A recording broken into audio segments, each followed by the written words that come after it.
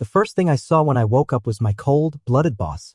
My instinctive reaction was to apologize. Sorry. I'll definitely revise the proposal and send it to your email today. Cooper didn't say a word, just frowned slightly. The second thing I saw was my naked body. My drowsy brain was in a daze for a few seconds. I hurriedly looked around and found that this was neither the company nor my home. The person sitting in front of me was indeed my leader. How did I end up with him, and still? I instinctively pulled the quilt closer to hide my naked body. Cooper got up, picked up a glass of water from the table and handed it to me. You drank too much and vomited all over yourself. I helped you take off your clothes. I took it blankly. I wanted to ask why he didn't put something on me, but I was too embarrassed to say it. I must have had a blackout from drinking. Now the after effects of the hangover were coming one after another. I lowered my head and took a sip of water.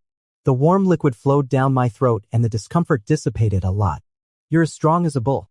Every time I put a piece of clothing on you, you took it off. I couldn't hold you down.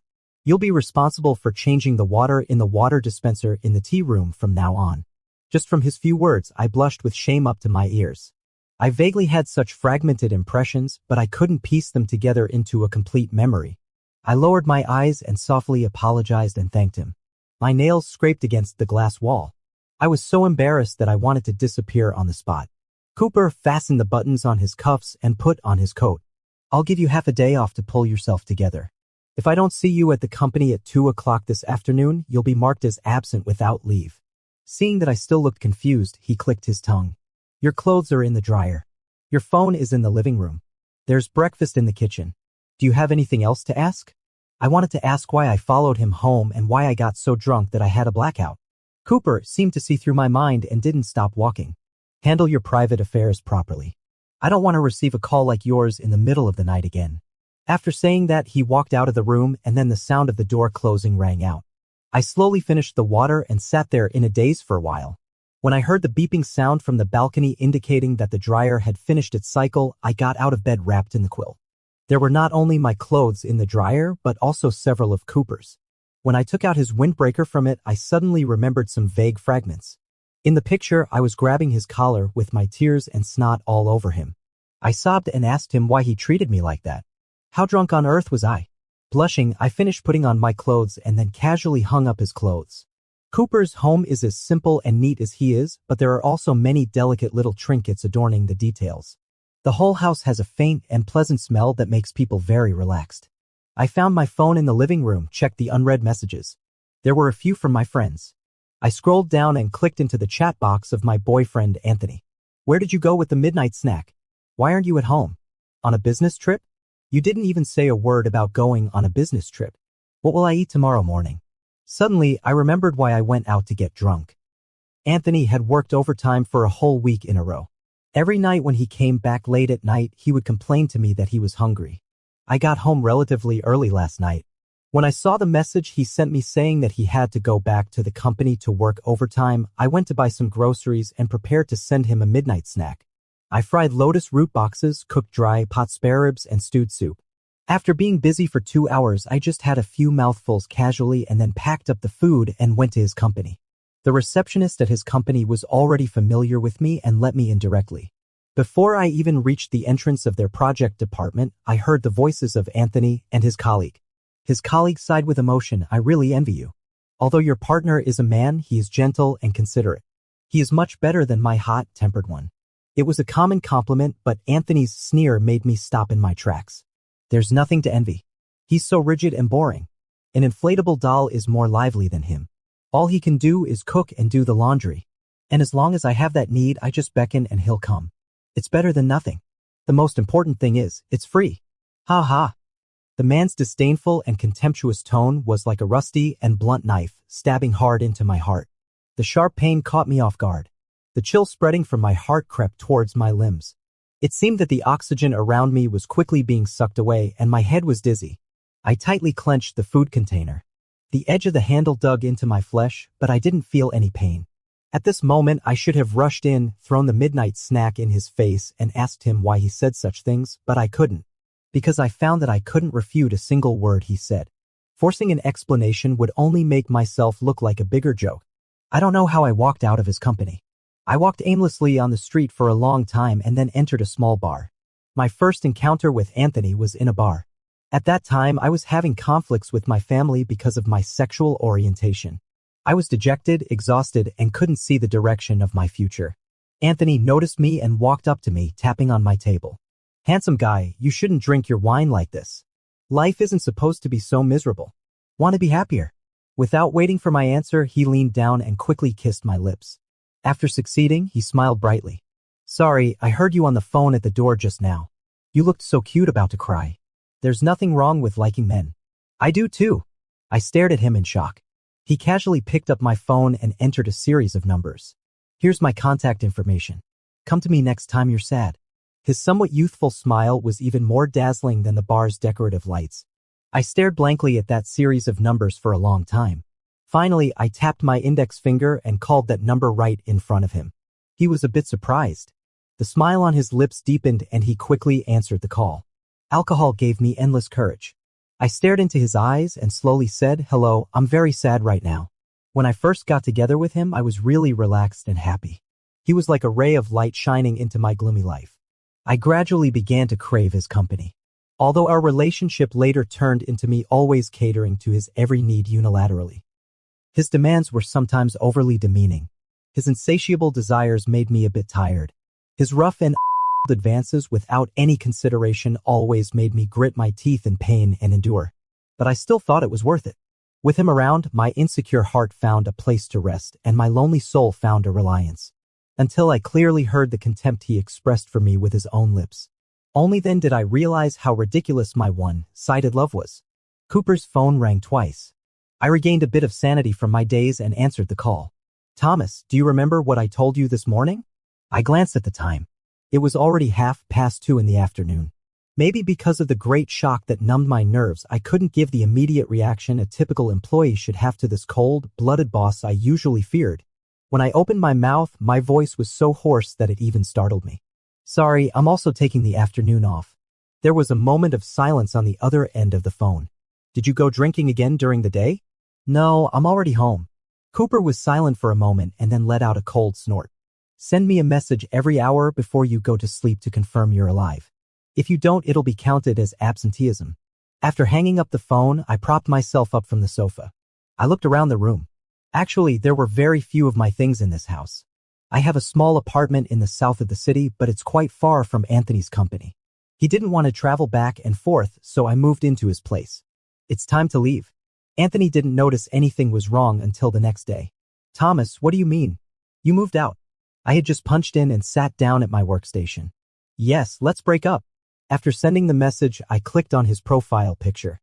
My finger hovered over the screen for a couple of seconds, then I clicked delete. The moment I confirmed the deletion, it seemed he sent a new message, but what it said didn't matter anymore. A stack of documents was slapped on my desk. Cooper glanced at me coldly and asked in a deep voice, "Did you come up with this proposal?" His voice was neither too loud nor too soft, but it carried great deterrence, and everyone in the office looked in this direction. I quickly put my phone aside and started looking through the proposal, feeling a bit nervous. "Is there a problem?" "It's my fault. I didn't realize you were so free that you've stuck your nose into Manager Matthew's project, right, Manager Matthew?" This proposal was indeed temporarily assigned to me by Manager Matthew. I originally wanted to decline, but he sent me the project details without any discussion. It was clear he wasn't going to negotiate with me. I had no choice but to do it. Manager Matthew's smile started to fade. "I've been quite busy recently, so I asked Thomas to get involved." Cooper let out an "oh" and nodded, saying, "I see. Then you can keep on being busy. Later, come and tell me in detail what you've been up to. Thomas, you'll be in charge of this project." Participating and being in charge are two completely different things. The latter can greatly improve performance. Since it's related to the year-end bonus, I perked up immediately. Love and relationships are no match for making money. Manager Matthew couldn't fail to understand what this meant, but he could only swallow his anger. The good mood only lasted until it was time to get off work. As soon as I went downstairs, I saw Anthony at the door. During the time I've been with Anthony, it's always been me waiting for him. This was the first time he waited for me downstairs at the company. When he saw me, his eyes lit up and he came closer. "Thomas, let's have a talk." I wanted to walk straight past him, but he grabbed my wrist tightly. It's really improper to be tugging and pulling at the company entrance. I frowned impatiently. There's nothing to talk about. We're broken up. It's over between us. Anthony tightened his grip and his face looked a bit ugly. I asked the receptionist and found out you were here that day. Did you hear everything? Just thinking about that day and those hurtful words, my eyes still couldn't help getting hot. I bit my lip and looked away. Seeing my reaction, Anthony hugged my waist even more eagerly. I can explain. I was just talking nonsense. I didn't really think that way. I didn't want to listen to his excuses, but Anthony didn't care at all and showed no sign of stopping. After trying to struggle in vain, I felt a bit desperate. It wasn't enough to lose face in front of his colleagues. Now he wants to make me lose all my dignity in front of my colleagues. The security of the building is really getting more and more slack. They let anyone in. Cooper's voice sounded from behind, and then he gently took my arm. You left something at my place. Come back with me to get it. I turned to look at him blankly, not remembering leaving anything. Anthony let go of me and looked back and forth between me and Cooper with a scrutinizing look. You too. Cooper didn't even look at him directly and spoke in a sarcastic tone. Can't be responsible for your own words and actions, but have a thick skin. Anthony's face turned pale and he dropped his hands. Thomas, I know I said the wrong thing. I'll change. Don't leave me. Without saying a word, Cooper quickly pulled me away from Anthony and led me towards the parking lot. Is this the kind of person you've been trying so hard to please? I stopped in my tracks. How do you know? You probably repeated it about 40 times that night. I knew I talked too much after drinking, but I didn't expect to blurt out all this. Just thinking that Cooper saw all my embarrassing moments and he initially acted so nonchalant as if he knew nothing, I just wanted to find a hole to crawl into. Still not quite giving up, I asked, what did I say? I'm afraid you'll have a reaction if I repeat it. Cooper withdrew his hand and casually put it in his pocket. I was really afraid of seeing pity on his face, but fortunately there wasn't any. I advise you to forget about it as soon as possible. Keeping other people's malicious words in your heart will only hurt yourself and serve no other purpose. Just this one sentence told me that he wasn't bluffing. He really knew everything. He knew how I was looked down upon and disliked by my own boyfriend. Knowing how stupid I was, being someone's free tool for sexual release without even getting a good word. Why did I have to let my boss witness such a terrible moment in my life? I sighed inwardly, just hoping he would forget about it soon too. After all, I don't have the ability to move to another planet. Cooper looked in the direction where Anthony was standing still. I followed his gaze and saw that he was still standing there staring at us. He shows up after the kid is gone. I turned around and forced a smile. Maybe it's because there's no one to do his laundry and cook for him. Cooper let out a soft scoff. You're quite clear-headed. Pulling out of this relationship, I wasn't as sad as I thought. On the contrary, I felt a weight lifted off my shoulders. I'd long realized that the relationship between Anthony and me was going in an abnormal direction. But because of the little bit of warmth I felt at the beginning, I just couldn't bear to let go. I really did leave something at his place. The lotus root boxes are good, but the soup needs some improvement. Cooper handed the lunchbox back to me. I didn't expect that I'd been holding onto the lunchbox tightly when I was drunk that day, and even less expected that Cooper had actually eaten from it. I owed him such a huge favor. I had to show my gratitude somehow. Mr. Cooper, are you free after work tomorrow? Cooper raised his eyebrows. Are you trying to ask me out? It felt a bit strange. I want to invite you to a meal. Skip the meal? If my colleagues see us, they'll think I'm having an improper relationship with you. I struggled to understand how having a meal could be linked to an improper relationship. But his reminder made me think of the incident with Manager Matthew, for which he'd stood up for me. I wasn't sure if it was because he disliked Manager Matthew or me, but I still had to thank him. Then how about having a drink? Just say you want to give me a hard time. We can skip the drinking part and go straight to the part where I take care of a drunk. I was speechless and thought about just giving him a gift. A perfume would be nice. Just as I was thinking, the light above the kitchen island was suddenly blocked, casting a shadow. I didn't notice when Cooper had gotten close to me. When I looked up, I realized that his breath was right in front of me. Mr. Cooper? Do you want to take revenge on him? My heart skipped a beat. It was too close. Our breaths were intertwined as if we were kissing in mid-air. No need. It's not necessary. I took a hasty step back, but Cooper promptly grabbed my wrist, preventing me from retreating. Then do you want to have a normal relationship? With me? I widened my eyes. What does it mean? Is this a confession? Is Cooper confessing his love to me? His expression was very serious. I've seen him scold people until they broke down and cried with a cold face, and I've also seen him protect someone without showing any expression, but I've never seen him in love. Perhaps seeing me looking dull, a faint smile appeared on his face. It's quite inappropriate to say this in front of you.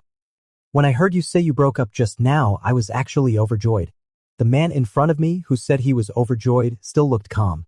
But perhaps he didn't even realize that his hand holding mine was trembling slightly out of nervousness.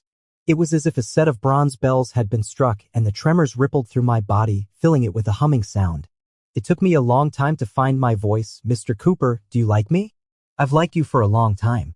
I was suddenly startled by his straightforwardness, stammered when I opened my mouth, and finally didn't give a single reply.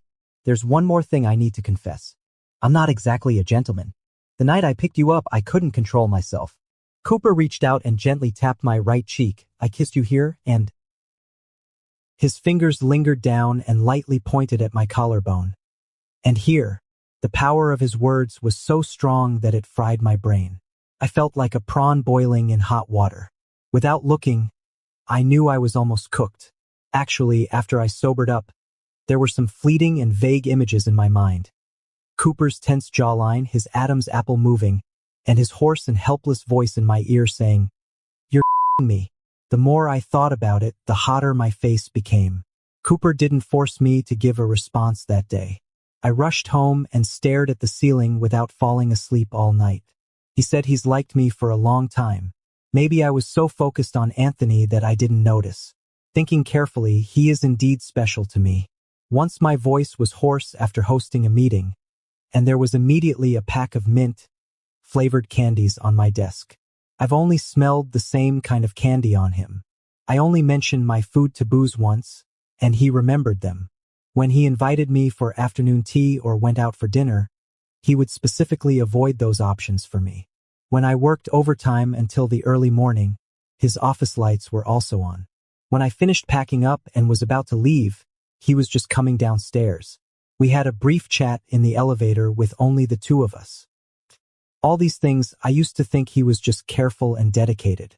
I didn't expect it was because he liked me. Whenever I think of him saying that no gift was needed and that it would be fine for me to cook 2 meals with him at home on weekends, I'm in a difficult situation. Facing the person who confessed his love to me, I can't just sit down and have a meal with him calmly. Staying up until dawn, I really couldn't sort out my complicated feelings, so I called my friend Luca. The college student who had an 8 a.m. class sounded full of energy. "Wow! So that man in the windbreaker confessed his love to you." I was at a loss for words. The noise on the other end of the phone became louder. The boy's tone was proud. It seemed that he was showing off to others. "I told you, that man definitely likes Thomas." The day after my hangover, I learned that the bartender had called according to the recent contacts. The first call was to Luca, and the second was to Cooper. Luca watched Cooper pick me up with his own eyes. The next day, he beat around the bush to inquire about the situation. After getting the answer that Cooper was just my boss, he left disappointed. Looking at it this way, his premonition was quite accurate. "Go, Thomas. I think he's quite reliable. You won't lose out." I held it back for a long time, but still couldn't help telling him about Cooper stealing a kiss from me. There was a 2-second silence on the other end. "Well, he's quite straightforward, although it said that love means self-restraint. Really, no one can hold back in this situation. It's only human nature. I understand. Maybe he even does something secretly looking at your photos." "Thomas, what nonsense. I must have been out of my mind to seek advice from such a kid with a jumping around mind. I knew this matter couldn't be delayed. On the one hand, it was disrespectful to him. On the other hand, it was easy to make the situation worse. In the afternoon, I still bought some groceries and went to Cooper's house. "Is it okay to have curry shrimp, pork rib soup, and a dish of Chinese kale?" I took the groceries I bought to the kitchen counter one by one. Turning around, I saw that Cooper had already tied on an apron. "There's only one apron at home. You prepare the ingredients." "Ah, okay." I thought he asked me to cook a meal, but unexpectedly, he just asked me to be his assistant.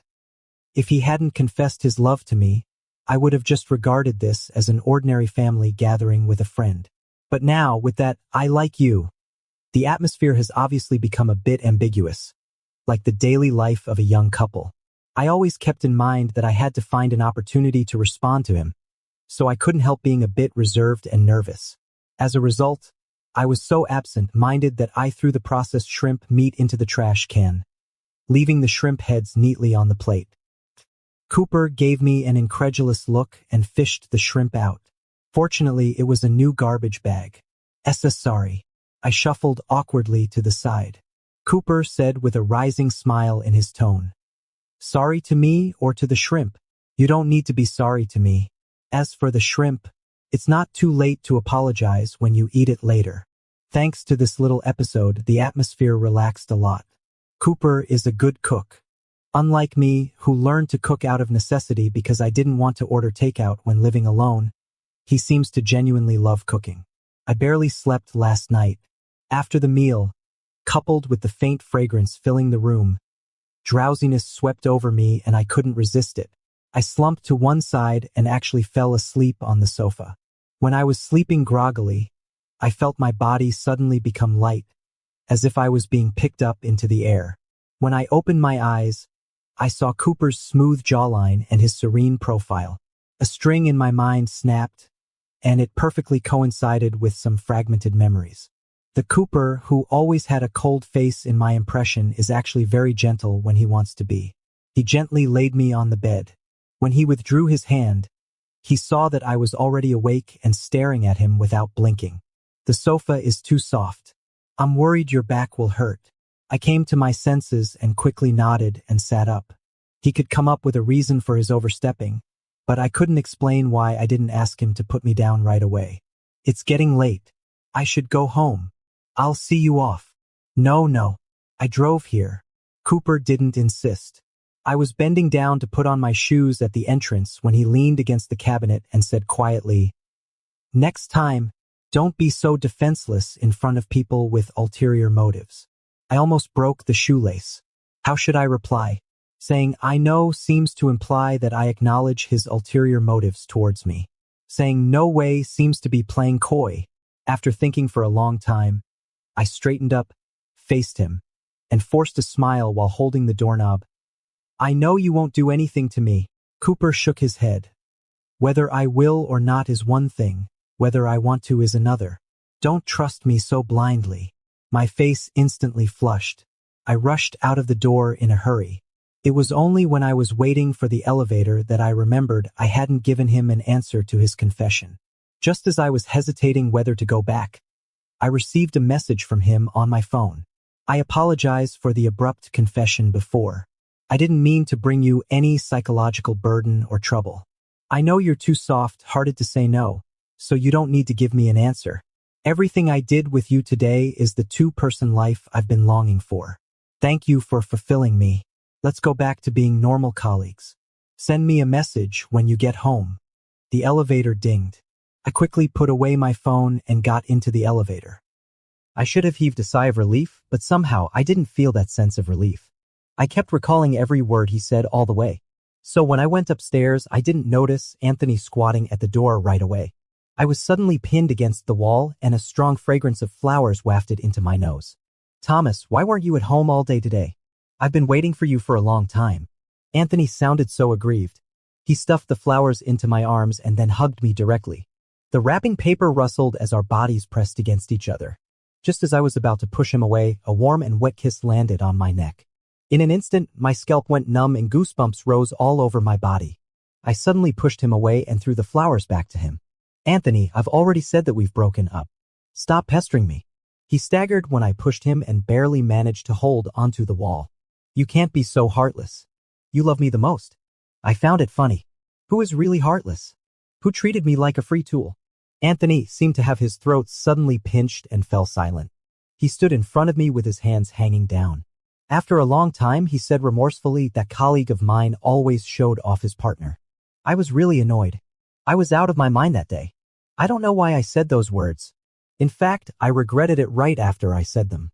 It doesn't matter anymore. I was a bit tired. I didn't reply to your message that night, and you didn't even worry about my safety. I know you've never liked me. Now you can't leave me just because. You're used to my care. Anthony opened his mouth to explain something, but a phone ring interrupted him. I lifted the screen and the name Cooper kept flashing. For some reason, I didn't want him to know that I was with Anthony now. I quickly clicked to hang up. After putting away my phone, I noticed that the air around the man in front of me was getting colder. No wonder you broke up with me so cleanly. So you've got together with him. Anthony took a step closer, and his tone was as contemptuous as that night. Have you slept together? Thomas's, you're so promiscuous. That kind of man obviously just wants to sleep with you and will dump you after he's done. No wonder your mom has always been worried about you. Anthony's voice suddenly stopped. I punched him, causing his head to turn to the side. He pressed his lips together and stared at me in disbelief. That's enough. I don't know where I found the strength. My clenched fist still ached and my heart seemed to be torn to pieces. No matter how bad this relationship later became, I always cherished and missed the initial bit of tenderness. But now it seems that perhaps when he approached me at that time, he didn't have any pity or respect for me. How ridiculous. I actually regarded it as salvation. Anthony, even to this day, I still think our first encounter was quite nice. I tried to appear calm, but tears still rolled down my face uselessly. You make me sick now. Don't make me regret meeting you. His expression gradually changed from shock to helplessness and panic. He reached out as if to wipe away my tears. I quickly dodged. Perhaps the disgust on my face hurt him and he withdrew his hand. Sorry. Get out. I entered the door and slid down to sit on the floor. I don't know how long it took for my uncontrollably trembling body to return to normal. I picked up my phone and found that Cooper had sent me many messages later. The latest one was sent half an hour ago. I quickly replied, I'm already home. Sorry, I didn't see the messages. On the other side, it showed that he was typing intermittently and finally his call came through. After a moment of hesitation, I still answered the call. Why didn't you answer the phone? Remembering the call I hung up, I lied randomly. I was holding a courier and it was inconvenient. There was a pause at the other end and then there was no sound. I thought he might have hung up, but I checked and the call was still on. Are you asleep? Not yet. Is the light in your living room broken? I was stunned for a moment, then realized and got up to turn on the light. How do you know where I live? Cooper's tone was very calm. I went back to the company and looked through the emergency contact list. Although he said it casually, I could imagine how he rushed to the company to check the contact address when he thought something had happened to me. I couldn't help but feel a little guilty. I'm fine. Thank you for going there. There was another silence at the other end for a few seconds and then he asked, can I come up? I suddenly felt a little nervous. No need. It's already very late. Mr. Cooper, you should go back quickly. Just take a look to confirm. You can think of this as a leader's responsibility. I need to ensure the safety of my subordinates. I couldn't persuade him otherwise. I quickly washed away the tear stains and dried my face. I opened the door and he was frowning at the rose petals scattered all over the entrance. His gaze swept across my face and then settled on my neck. The color of Cooper's eyes suddenly darkened. Why didn't you answer the phone? I touched my neck and remembered Anthony's wet kiss. There should be a mark left. He asked the same question for the second time. I knew I couldn't hide it from him. Anthony was there at that time. Cooper's face gradually turned cold. Did he come to get back together with you? Yes, but I didn't. Then you thought I was in the way, right? I quickly denied it. No, it's just that the situation at that time was not suitable to involve you. After all, it was my business with Anthony and had nothing to do with you. As soon as I said it, I realized that these words were too cold. Sure enough, Cooper's breathing suddenly stopped. He said mockingly, I was meddling in other people's business. After saying that, he gave me a deep look and turned away. An inexplicable sense of unease welled up in my heart. It seemed that something was flowing away uncontrollably from my fingertips. I subconsciously quickened my pace to follow him and grabbed his sleeve. Anthony misunderstood the relationship between you and me. I was worried that it would bring you trouble. That's all. Cooper glanced at my hand and I quickly let go of him. The voice-activated lights in the corridor went out in the silence when no one was speaking. In the darkness, my senses were magnified and I could feel his presence more clearly. His breathing, heartbeat, and the faint pleasant smell. After a long time, he reached out and pressed the elevator button and the field of vision became bright again. Originally, I didn't want to force you, but now I want to confirm something. Cooper paused for a few seconds. Have you ever fallen for me? I looked into his eyes and many moments of getting along with him flashed through my mind instantly. The words were on the tip of my tongue. When I opened my mouth, I suddenly remembered Anthony's sarcasm and ridicule. The rising tide receded in an instant. Am I worthy? Me, who is rigid and boring, and me, whose feelings are cheap. And how can I be sure that I'm not stepping into the same river? Sorry. Cooper didn't seem surprised by my answer. He nodded and said, I understand. As the elevator gradually approached this floor, he stared at the changing numbers, lost in thought. At the same time as the ding sounded, he suddenly turned around. Since he's already misunderstood, it would be a pity if I didn't really do something. Just as the man leaned in, holding my face, the elevator door opened, bringing in a gust of wind. I was stunned for a moment. His lips touched mine lightly, like a kiss from the wind.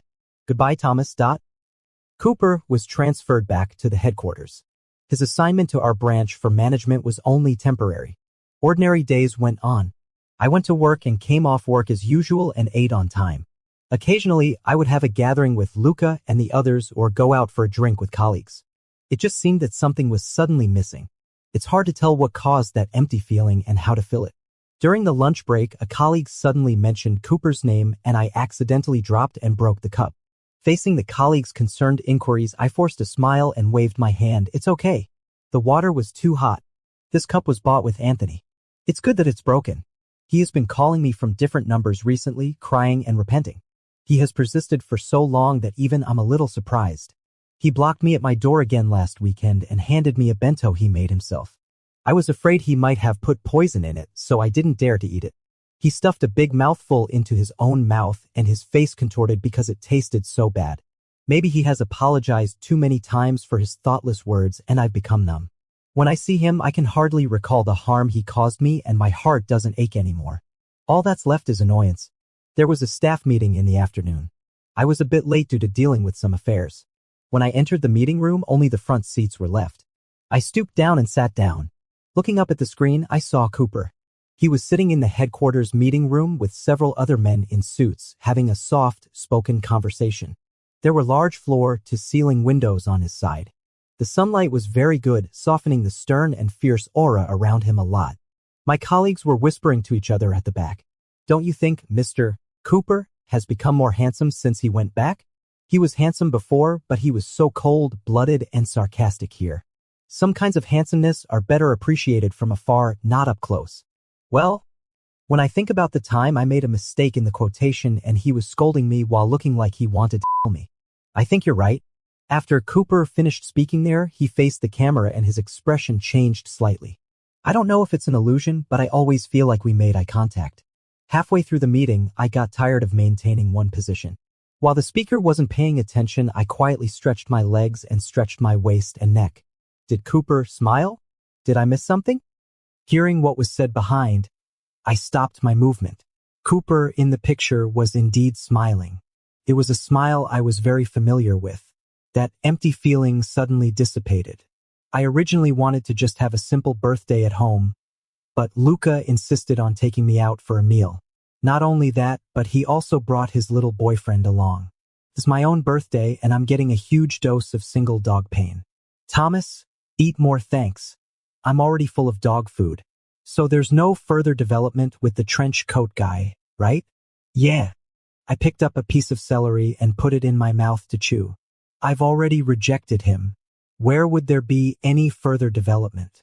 The boy sighed regretfully, muttering, I think he's really great. Luca's boyfriend was a bit frustrated. Is he better than me? Right? The two of them started bickering back and forth again. I held my forehead and wanted to finish eating and leave as soon as possible. Hello. All the dishes are served. The waiter placed the last dish on the table, and I was stunned for a moment. It's curry prawns. That indescribable emotion suddenly burst through the embankment at this moment. I took 2 deep breaths and stood up. What's wrong, Thomas? Suddenly remembered there's something at home. I have to go back. You guys eat slowly. I'll settle the bill. Luca looked at me in surprise as I quickly picked up my coat and left. He wanted to pull me back but was held back by his boyfriend. Don't disturb him when he's doing something important. He misunderstood. Actually, I had nothing to do. It's just that I'm a bit emotionally overwhelmed right now. I'm afraid I can't help crying in public. I finally understand what that inexplicable emptiness in my heart stems from. I regret it. I regret rejecting Cooper. Probably due to the birthday effect. The person I was thinking about immediately appeared in front of me. Cooper was leaning against the car door, waiting downstairs of my place. Happy birthday. Seeing my stunned look, he hesitated. Is the information you filled in the contact list not real? I came to my senses, nodded, then quickly shook my head. I mean, the information is real. It's my birthday today. Thank you. He let out a sigh of relief. He opened the car door and took out a cake and 2 gift boxes that clearly looked expensive from the packaging. No need, no need. I'm already very happy that you came to wish me a happy birthday. Cooper raised his eyebrows. Do you mean to take me as a birthday present? Ha! It's an honor. He took a step forward and said with a soft smile. Here, you can unwrap me however you like. Several old ladies taking a stroll glanced at us intentionally or unintentionally. I quickly dragged Cooper upstairs. It's impossible not to be surprised. I even suspect if I'm dreaming. After being rejected by me, he didn't contact me again and completely and simply withdrew from my life. But today, as if sensing my feelings, he suddenly appeared in front of me, as if that night's suppressed anger and farewell had never happened. How have you been lately? That project is going quite smoothly. We added some new things. I was busy looking for slippers for him. It might be implemented next month. I'm not asking about these. I know everything about what you do at the company. The tips of my ears grew warm. What then? Have you missed me just a little? I looked up suddenly and accidentally bumped into the cake he was holding.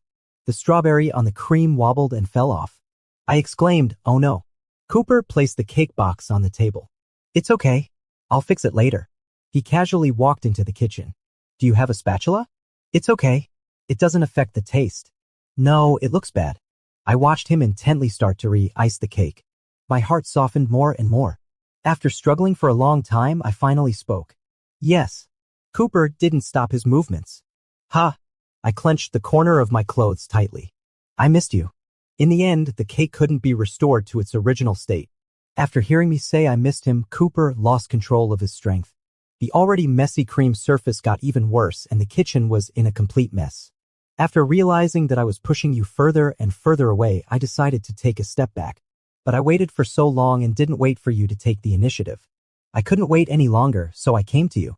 I wrapped my arms around his neck and murmured an affirmative sound, burying my face in his neck. How did you miss me?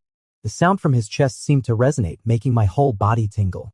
Anthony always called me out of the blue, but this call today came at a really bad time. I tried to hang up quickly, but Cooper was faster. Anthony's voice echoed throughout the room. Thomas, you finally answered my call. I want to say that when I first met you and saw you on the verge of breaking down, I really wanted to protect you. You can say I'm naive, taking advantage of your love, and didn't notice that I've been hurting you later. Whoa, what should I do to make you forgive me? Thomas? Are you listening? Don't ignore me. I covered my mouth tightly, not daring to make a sound at all. Cooper stopped his actions. Slowly, he said word by word, oh, it's Anthony. Anthony suddenly stopped talking. After a few seconds of silence, he gritted his teeth and said, it's you. I want to thank you for giving me this opportunity. However, as a fully out of the game adult, you should understand that being persistent and annoying won't work. Cooper paused for a moment with a little triumphant smile on his lips. Also, you're not only a bad person, but also bad in that aspect. After saying that, he hung up the phone without hesitation. He tapped his index finger and blocked the number. Has he been harassing you like this all the time? I quickly explained I've never responded to him. Cooper leaned down and kissed my earlobe. Move in with me. I had a bad experience moving into someone else's place, so I didn't say a word. He rubbed against my shoulder. Or let me move in here. Just as I was thinking about the feasibility, Cooper wrapped his arms around my waist and rolled over. Thomas, I still want to. I quickly pushed him. I want to eat the cake. Okay. Happy birthday to you. Be happy forever. From Cooper's perspective, the first time I saw Thomas crying was in the company corridor. He sobbed into the phone, saying that he couldn't like girls and didn't know what to do. I originally just came to the corridor to get some fresh air. I didn't expect to hear someone else's such private matter. Actually, I noticed him soon after I was transferred here. His looks are to my taste, but he is a bit of a pushover and doesn't know how to say no. It's really frustrating to watch. I thought I could try to pursue him, but then I heard the news that he was in a relationship within a couple of days. The second time I saw him cry was at a department dinner a few months later. A colleague was showing off with great enthusiasm how considerate her new boyfriend was. He was sitting in the corner and suddenly his eyes turned red. The heart that had already calmed down suddenly rippled. A despicable thought started to grow. A voice in my heart was shouting to snatch him away. I gulped down several glasses of wine before I could suppress that voice. The third time he was drunk. He grabbed my clothes and mistook me for his scumbag boyfriend, crying and asking for a reason. His friend came to pick him up, but I stubbornly refused to let go. When I carried him back to my room, I felt like I was dreaming. I couldn't avoid touching him when taking off his clothes. There was a fire burning inside me and my rationality was almost burned out. I hurriedly left the room that would make me lose control, but I still couldn't help but secretly look at him in the middle of the night. He kicked the quilt off. When I covered him with the quilt again, he suddenly reached out and hugged me. The string that had been tense snapped. I always thought I had good self-control, but I actually did such a despicable thing of taking advantage of the situation. I kissed him twice, and on the third time I heard him murmur a strange name. It was his boyfriend. I immediately realized what I had done. On the fourth time, he rejected my confession. Clearly, it was the first time he had mustered the courage to reject someone, yet I saw his tears fall the moment I closed the door. So I knew the real answer. He likes me. My persistent advances made him a bit miserable. He had just gone through a terrible relationship that made him doubt himself. He had no confidence in himself, no confidence in me, and even less confidence in relationships. It doesn't matter. I'll wait, giving him space and time to sort out his feelings. On the fifth time, his family finally accepted me. He nestled in my arms and I could feel the fabric getting damp from his tears. Thomas never cried again later.